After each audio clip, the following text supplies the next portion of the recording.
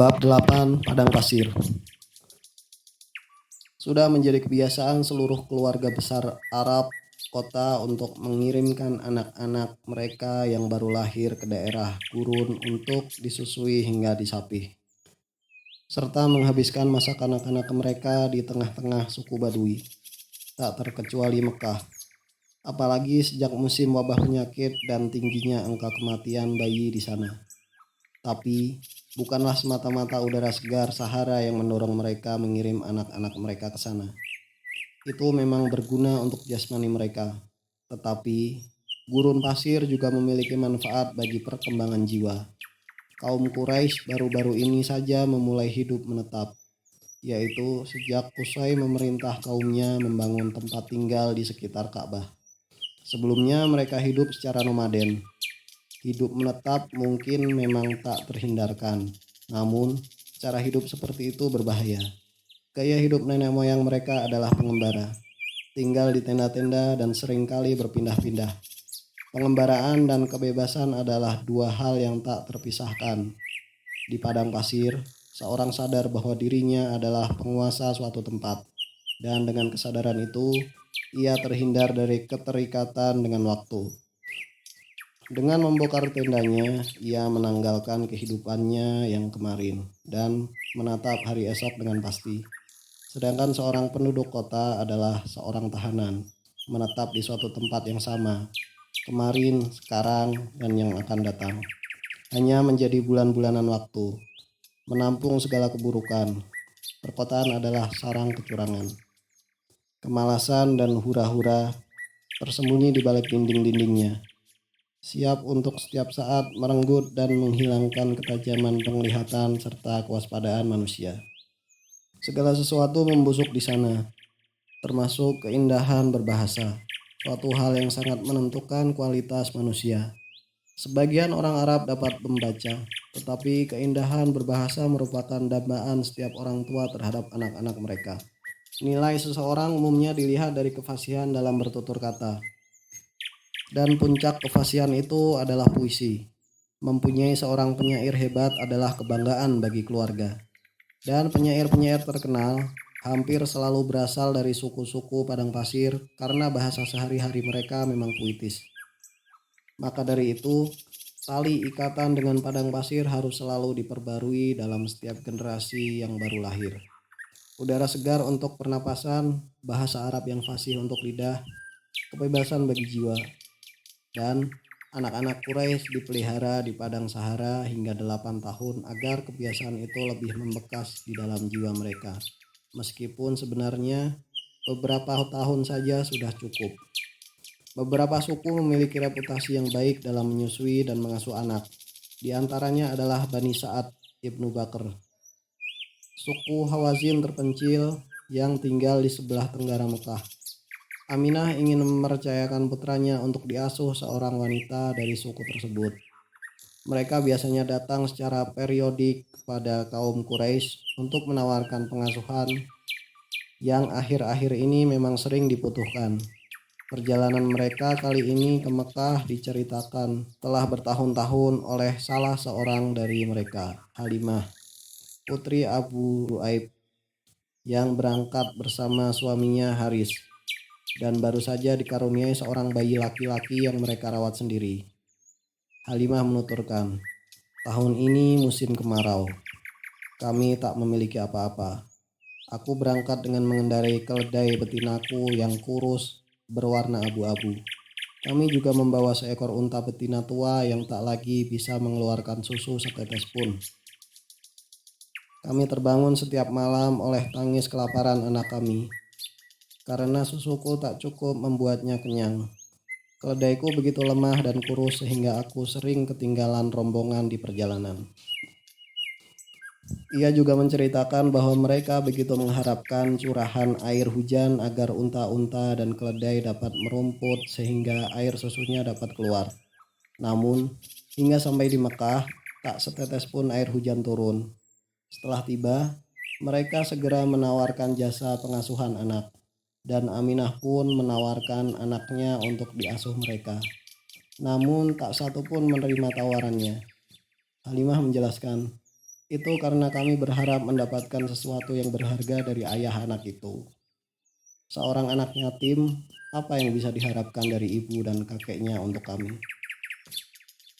Mereka tidak mengharapkan pembayaran tunai dari jasa yang ditawarkan, karena seorang wanita dianggap tidak terhormat bila mengambil bayaran dari susu yang diberikannya kepada seorang anak. Balasan yang mereka harapkan, meskipun tidak diperoleh langsung, mencakup hal-hal yang lebih luas. Pertukaran bermanfaat antara penduduk kota dan kaum nomaden ini adalah sesuatu yang alamiah. Setiap ada yang miskin, pasti ada yang kaya. Demikian pula sebaliknya. Kaum nomad memiliki suatu cara hidup kuno yang diberikan oleh Tuhan untuk ditawarkan. Cara hidup Habil. Sementara putra-putra Kobil adalah orang yang membangun desa pertama, memiliki harta dan kekuatan. Keuntungan yang diinginkan orang-orang Badui adalah memiliki ikatan dengan salah satu dari keluarga-keluarga besar ini. Seorang ibu angkat mengasuh seorang anak yang diharapkan menganggapnya sebagai ibu kedua dan mereka berkewajiban memeliharanya di akhir hayatnya. Anak itu juga akan menganggap dirinya sebagai saudara dari anak-anak kandungnya sendiri. Dan bukan hanya suatu hubungan bendawi. Orang-orang Arab menganggap air susu dapat membuat suatu hubungan nasab dan dapat juga menurunkan sifat-sifat sang ibu kepada anak yang disusuinya. Namun, hanya sedikit atau hampir tak ada anak angkat yang mampu memelihara sendiri ibu angkatnya sebelum ia tumbuh dewasa. Maka selama waktu itu, ayahnya lah yang dapat memenuhi kewajiban anaknya untuk memelihara ibu angkatnya. Seorang kakek terlalu jauh untuk itu. Dan pada kasus ini telah diketahui bahwa Abdul Muthalib telah berusia lanjut. Tak dapat dijamin hidup lebih lama lagi. Jika ia meninggal, putra-putranya lah, bukan cucunya yang akan menerima warisannya. Sementara Aminah adalah wanita miskin. Lalu si anak sendiri, ayahnya masih terlalu muda untuk dapat memiliki banyak harta.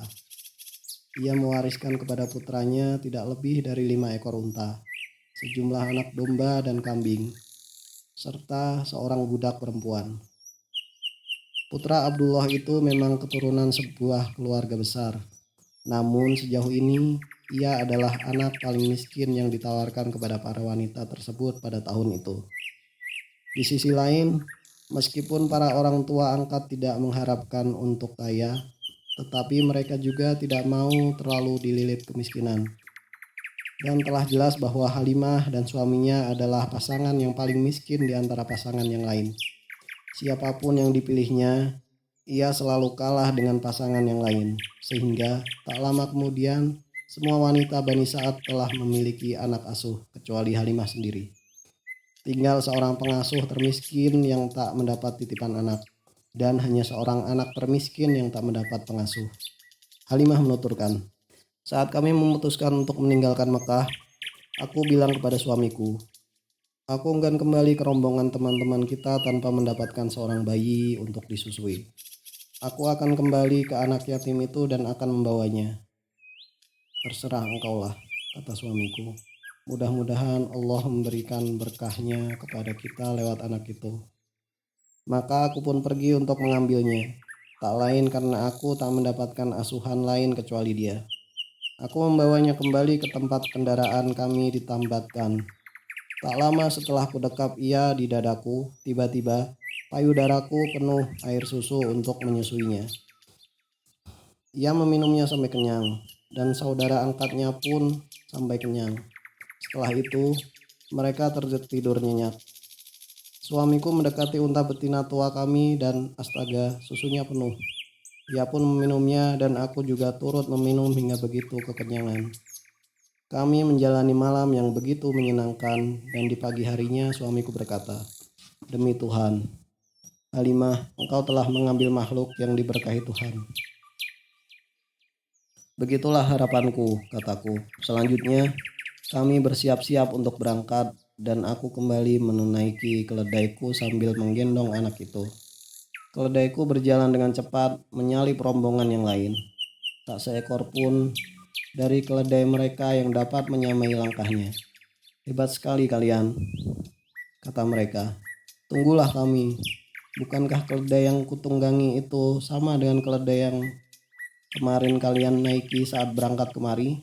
Iya, tentu saja, jawabku. Ia memang keledai yang sama. Suatu mukjizat telah datang kepadanya, komentar mereka. Halimah melanjutkan, kami sampai di perkemahan daerah Bani Sa'ad, dan aku tahu bahwa tak ada tempat lain yang lebih gersang di muka bumi ini kecuali tempat tinggal kami itu.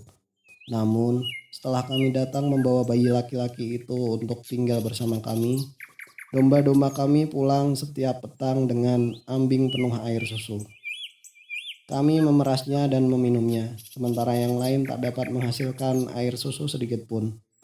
Hingga para tetangga kami berkata kepada para penggembalanya, gembalakan kambing-kambing kami di dekat kambing-kambing mereka merumput. Meskipun hal itu telah dilakukan, kambing-kambing mereka tetap pulang dalam keadaan lapar dan tidak menghasilkan air susu. Sementara kambing-kambing kami tampak sehat dengan air susu yang cukup. Dan kami tak pernah berhenti mensyukuri nikmat dari Tuhan ini hingga bayi itu telah berusia 2 tahun dan aku pun menyapihnya. Ia tumbuh dengan baik dan tak ada anak laki-laki lain yang dapat menyaingi pertumbuhannya. Setelah mencapai usia 2 tahun, ia tumbuh menjadi anak yang cakap dan kami membawanya kembali ke ibunya. Meskipun kami sangat mengharapkan dia tetap tinggal untuk mendapatkan berkah bagi keluarga kami. Maka aku pun memohon kepada ibunya, biarkan ia tinggal bersama kami hingga ia tumbuh lebih kuat, karena aku khawatir ia diserang penyakit di Mekah. Kami meminta kepada Aminah dengan sangat agar kami diberi kesempatan sekali lagi untuk memelihara dan mengasuh anak itu. Kami pun membawanya kembali pulang. Suatu hari, beberapa bulan setelah kami kembali, ketika ia dan saudara laki-laki angkatnya sedang bermain dengan beberapa anak biri-biri di belakang kemah kami, saudara angkatnya itu lari mendekati kami dan berteriak, "Saudara Quraisyku!" Dua laki-laki bergamis putih mengambilnya, membaringkannya dan membelah dadanya. Lalu tangan mereka mengeluarkan isi dadanya. Karena itu, aku dan ayahnya menemui anak itu dan melihatnya berdiri. Tapi wajahnya pucat pasi.